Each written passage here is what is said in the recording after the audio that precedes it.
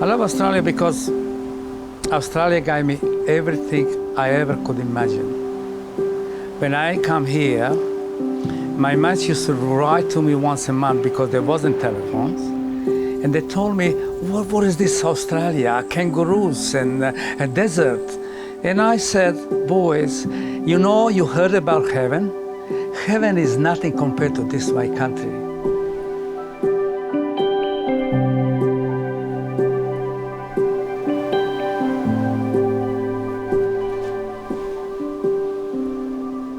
When I think of my mother, I think of somebody who is unbreakable.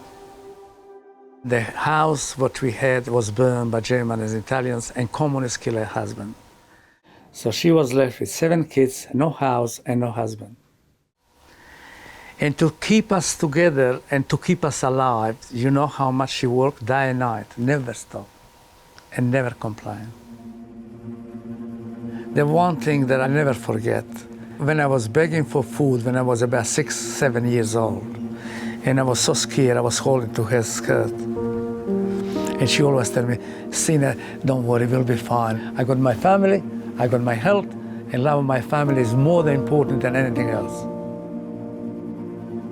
I come here on 29th of December, and that's the holiest day in my life. That's my day when I put Aussie flags in front of my house every year.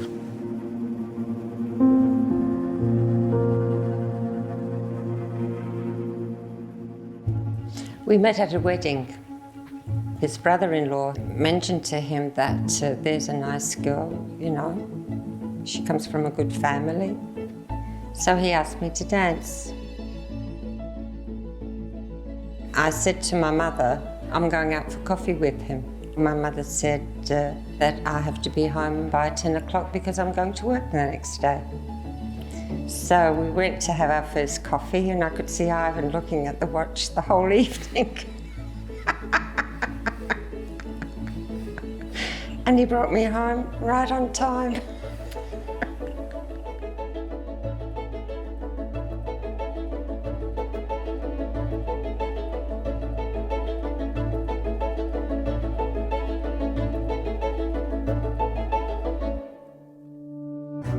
My cousin Joe, he came to me and said, Ivan, there's a boat for sale, we want to buy it. Let's go and we'll buy it together.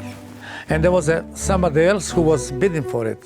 And we 3 comes together, and we bought one boat, a Gladys Mary, the smallest prawn boat in this Gulf.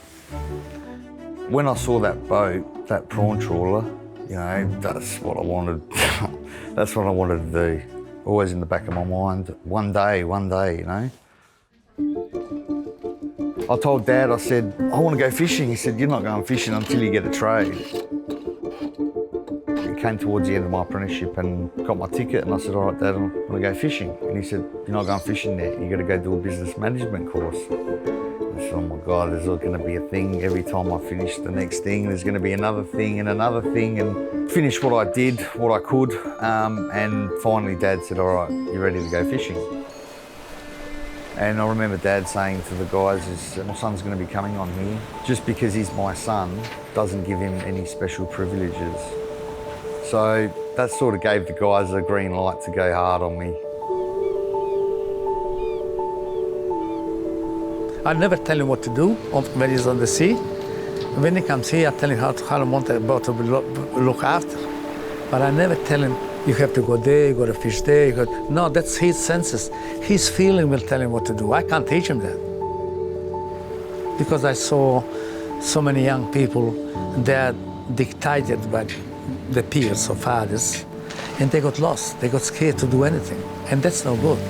On the sea, you got to be free. You got to think.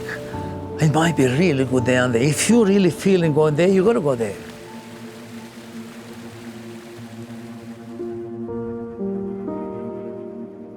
The most respected and loved human being that I have in my life is my mom, I told you, and my wife.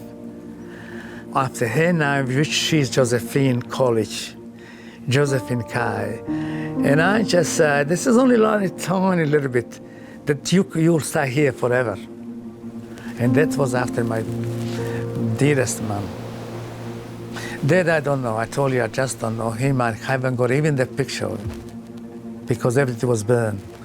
So I don't even have his face. She never wanted to talk much about my dad because she knew it would upset me. And now in my age, I would like to know more, but the people were saying that he was one of the best fishermen in a village. And the people are saying him and my mom, they were inseparable, always together, always like me and my wife. And I'm so proud of what I am. And I think if my father was like that, he was a champ. All my life, I had these, every now and then I used to have these dreams. The dream was down at the marina, down at the boat, Dad throwing the ropes and me driving off in the boat. That dream came true. I let the lines off and I'm watching him for miles till I cannot see the boat anymore. And I had a tears on my eyes. So this is something that my son always wanted. Now he's got it. God bless him and look after him. And I always told him, look after your people, look after the boat, and you'll catch your fish. Don't worry about that.